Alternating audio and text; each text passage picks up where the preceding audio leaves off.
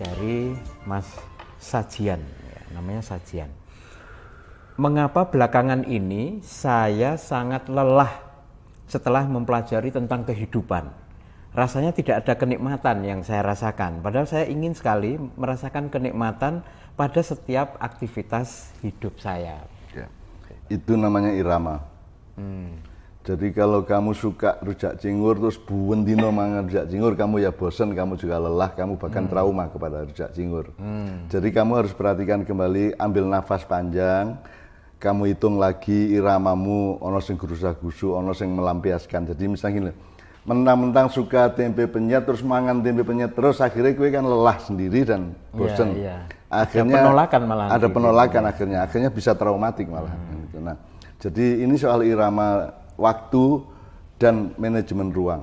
Manajemen ruang itu artinya ketemu macam-macam di dalam ruangan hidup ini, itu Anda harus punya manajemen, Anda harus punya, di samping akurasi juga punya kemampuan untuk mengambil jarak atau untuk, kan menikmati pedas beda dengan menikmati kuah atau menikmati kerupuk kan beda. Nah itu jangan campur aduk, jangan overlapping, kan gitu. Sehingga Anda sedang mengalami kelelahan dan saya kira Anda harus banyak tafakur, Anda harus banyak sholat malam, Anda harus setelah sholat malam diem aja, diem wis, ora wiritan ora apa-apa wis. Menengo wae karo sila atau duduk tahiyat. Nek ora kuat ya sender ning tembok ngene iki. Tapi pokoknya kamu diem aja, kosongkan dirimu dan isi hanya dengan Allah, dengan cukup dengan pokoknya ingatan Allah gitu aja. Nanti akan ada pengendapan atau sublimasi, terus nanti kamu akan bangun atau besoknya kamu akan menemukan sesuatu yang baru. Kalau Mbah Nun sendiri dalam aktivitas sehari-hari itu pernah mengalami kelelahan nggak? Loh, ada kelelahan itu karena berarti ada irama yang tidak tepat. Kemarin saya 2 hari yang lalu saya bilang sama Mbak Fia, ini saya lagi capek berpikir ini, pada lancar sekali tapi saya capek. Hari ini juga saya sebenarnya pagi tadi bisa tapi saya nggak nulis. Karena apa? Karena saya harus toleran terhadap irama waktu. Ya, jadi ini maraton, hidup ini maraton bukan sprint. Kalau sprint itu kan 100 meter, gitu toh. Kalau maraton Anda harus bisa mengelola nafas, mengelola speed ya. Jadi kebanyakan orang kalau ikut lomba maraton kan melayu cepet awalnya, itu mereka pasti kalah.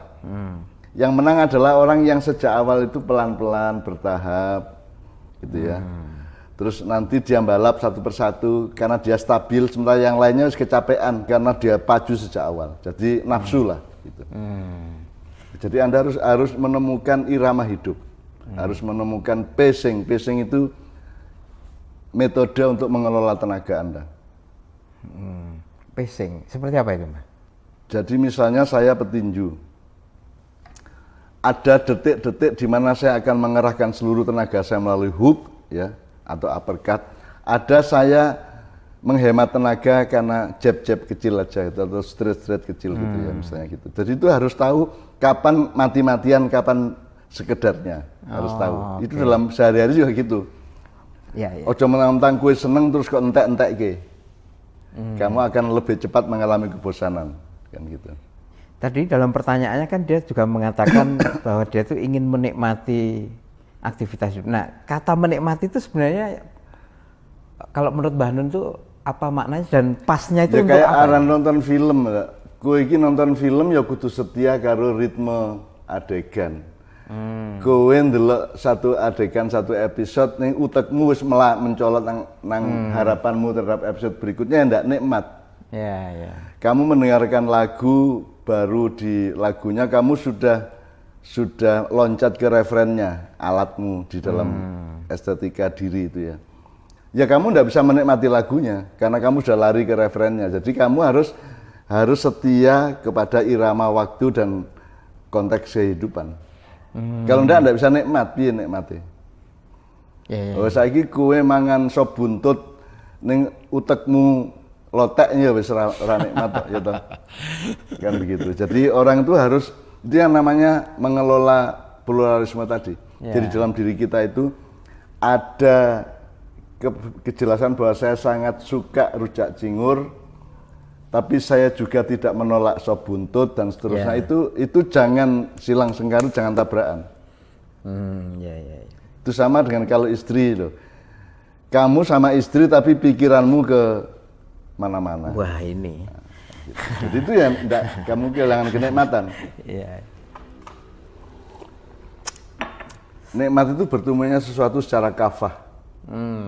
Ya. Jadi tidak ada reserve. Jadi misalnya Anda bertauhid kepada Allah itu namanya musyrik. Kemusyrikan itu menjadi tidak nikmat, kemunafikan tidak nikmat. Yang nikmat adalah Muslim. Gitu. Sama Allah total kafah, tidak ada yang lain kan gitu. Nah, itu. Jadi ini bukan soal hukum dan fikih dan syariat dan akidah. Ini soal psikologi juga bahwa kalau Anda munafik Anda akan tersiksa. Kalau Anda musyrik Anda juga akan terancam-ancam. Yang enak di depan Allah itu ya kalau ngabekti betul, tawaduk betul kepada Allah total gitu kan, tauhid total kan gitu.